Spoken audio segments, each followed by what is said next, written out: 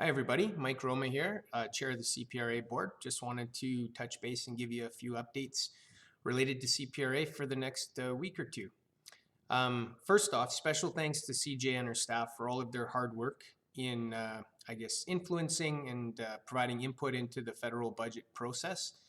As per CJ's last video update to everybody, it's probably the most promising parks and recreation related federal budget that we've seen in the sector.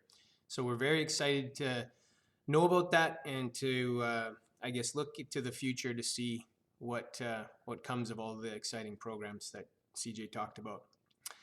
Related to that budget, related to one of those budget items, CPRA hosted a Pan-Canadian Consultation last week related to the federal government's intentions to develop a national active transportation strategy. So we had representation from across the country, from each province and territory, and we were also joined by Parliamentary Secretary Andy Fillmore and some of his staff. So thanks to all of you who participated in that.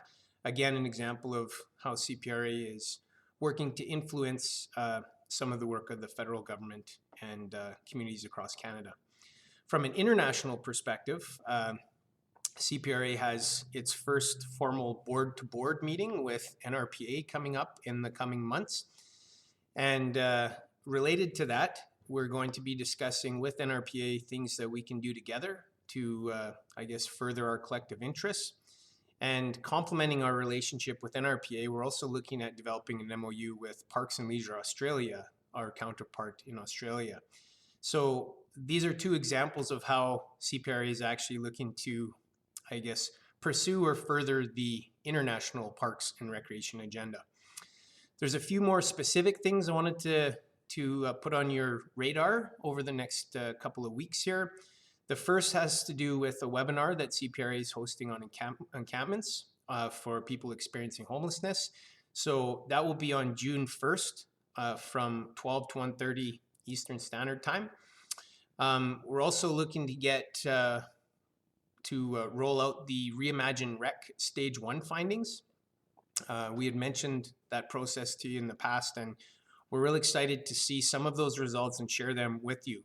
We see that process as being an opportunity for us not only for us to strengthen our relationship or partnership with Sport Canada, but also to help guide some of our strategic planning. And also we expect that it'll have some impacts for all of our provincial and territorial associations and the communities which they represent in terms of strategic planning, and looking forward to some uncertain but exciting times for the Parks and Rec sector.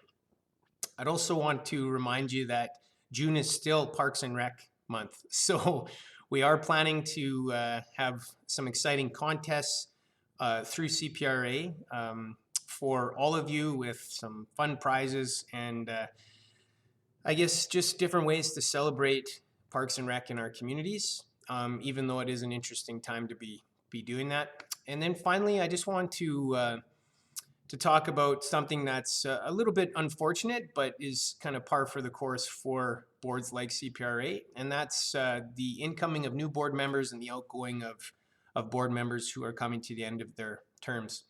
We're saying goodbye to two board members this month, one being Donnie Rosa from Vancouver, the other being Nancy McMinn from Charlottetown, both of which have served, varying tenures on the board, but both of which definitely provided value, insight, passion into our board activities and our discussions. And I just want to thank both Donnie and Nancy for all of their participation and commitment to the CPRA board.